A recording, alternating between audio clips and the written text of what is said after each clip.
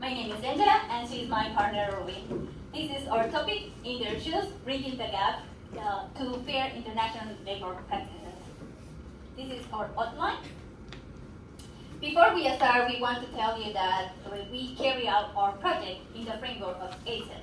And what is ACEP? ACEP is Asian Students Exchange Program that is held by Kaohsiung Educational Bureau. This year's topic was promoting the protection of human rights through SDGs. For those who doesn't know what SDGs are, they are the acronyms for Sustainable Development Goals. They are adopted by all United Nations in 2015, and they provide a blueprint shared for peace and prosperity from people and the planet. The idea is that there are 17 SDGs that are an urgent call for actions for all the nations in a global partnership. Before we start our presentation, we want to show you a little video.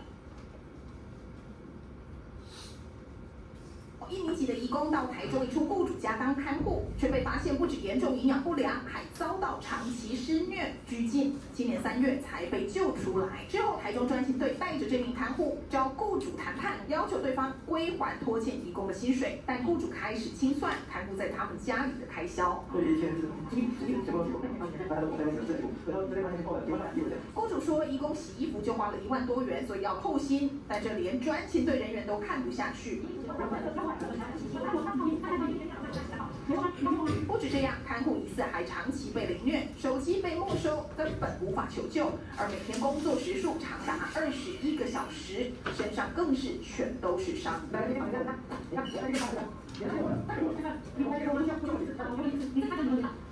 移工被救出来后，专勤队认为事关重大，协助他提告。检察官调查认为，侯姓雇主等母女3人涉犯人口贩运防治法，意图盈利，以强暴、威胁、恐吓、拘禁、监控等方法，使人从事劳动与报酬显不相当工作罪、剥夺他人行动自由罪以及恐吓危安罪。 罪嫌明确，当时检方认为女儿、文姓姐妹还有串证灭证之余，因此向法院申请羁押。2个姐妹最后被羁押禁见，而他们的妈妈则是5万元交保。现在案件侦结，检方提起公诉，也对外揭发了这起雇主将外籍看护当奴隶、凌虐、拘禁案。以上是我掌握到的前资讯，镜头交还彭妹。 Okay, this video become our inspiration to stand for the rights of the international workers in Taiwan and Japan. Sadly, she's not the only one facing this kind of situation. We have many international workers have those similar conditions. So let's move to our topic. Liberty, equality, and fraternity stand as the important ideals of the French Revolution. Unfortunately, this ideal remains unrealized as shown by current challenges faced by our international workers in Taiwan and Japan. Thus, we try to make our efforts on their rights and bring awareness to people. Next, we will have Angela to introduce current issues. Okay. Thank you, Ruby. The present situation faced by international workers in Taiwan and Japan demands our attention. These countries host a significant number of migrant workers, primarily from Indonesia, the Philippines, China, and Vietnam. They rely heavily on their contributions across diverse sectors. Can you give me some examples? Yes, of course. For example, we have fishing, hospitality, construction industries. The harsh reality is that despite their important contributions, they face challenges that compromise their dignity and rights. That's true. And I also heard that the most common issues faced by our international workers are early termination of the contract, poor working conditions, long working hours, and unpaid wages for extra work. Is that right? Yes.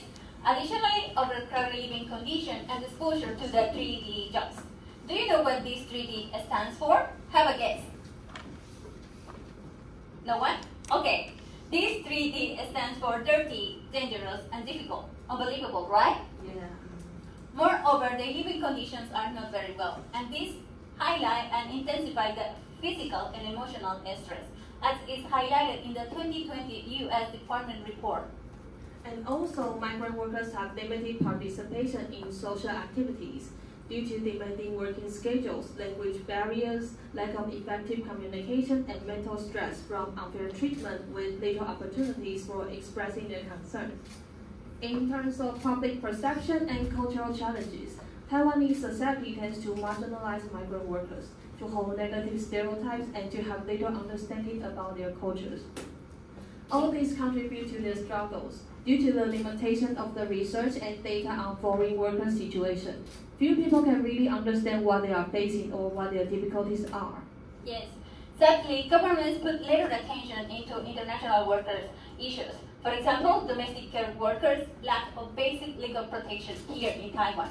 Verbal and physical violence, harassment, and assault cases are happening from time to time. Also, fishermen have shown intimidation, physical abuse, wage holding, and overtime working hours. Oh, that sounds sad. Yes, it is. And also, before migrant workers arrive to Taiwan, they need to pay a huge amount on intermediary fees. And also, when they legally stay here, they have some service fees that can accumulate until 60,000 NT dollars, sometimes, or most of the time, without real services provided. So, in order to understand more this situation, we collected data from Taiwan and Japan in November this year. What did you find? Due to the time limitation, we only talk about some questions in our survey. First, as you can see in this pie chart, most of them work in food industry and hospitality industries. We also asked about have you ever faced any difficult situations like discrimination, lack of access to basic facilities, or violations of human rights? And yes, what was the situation? These are some of the responses we have got. Like the first one said that she was asked if she's willing to take off her hijab and she's got a part-time job, but she don't know why he asked me to do so.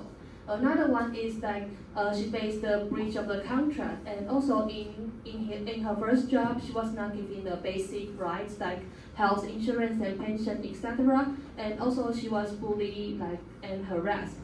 The last one made her almost want to jump in front of the bus. Thankfully, they changed her branch because they know this person has been bullying and making people quit. So she's not the only one they bullied. So what can we do? Well, actually, we developed some action plans that we as a student can make. The first one is social media engagement. We use the power of social media platforms to share our stories, facts, and statistics about the situation of migrant workers. Here, we start conversation, create awarenesses, and amplify their voices. We believe that we can make a real changes by really talking about this topic. What else can we do? Well, we create a small informative cards, like the one in the screen.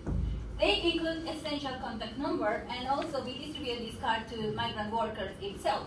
We think that if we can bring them these cards to them, they can have the contact necessary when they have needs.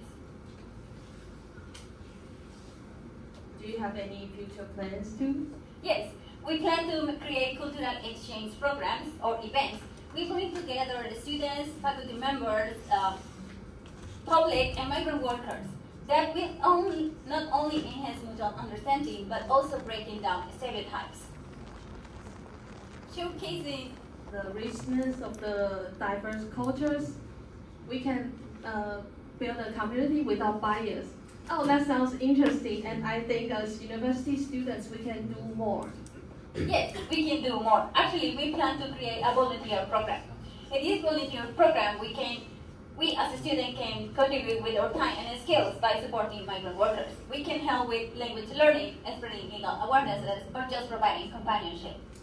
It's very challenging, and I suggest perhaps we can have some panel discussions and workshops. That's right.